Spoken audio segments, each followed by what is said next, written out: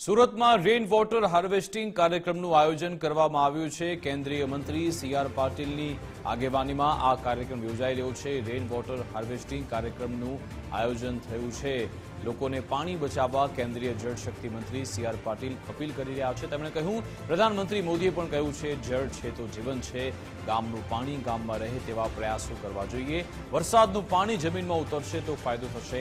ખારા પાણીના તળમાં પણ બદલાવ આવશે। જમીનમાં મીઠા પાણીનું સરોવર બંધાશે તેવું સી.આર. પાટીલે કહ્યું।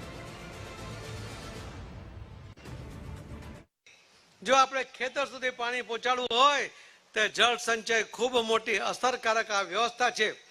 આના વ્યવસ્થાને સમજીને આપણે દરેકે જાગૃત થઈને આ પહેલા વર્ષની અંદર આપણે આ ગામનું પાણી ગામમાં અને સીમનું પાણી સીમનો કાર્યક્રમ કરી રહ્યા છે।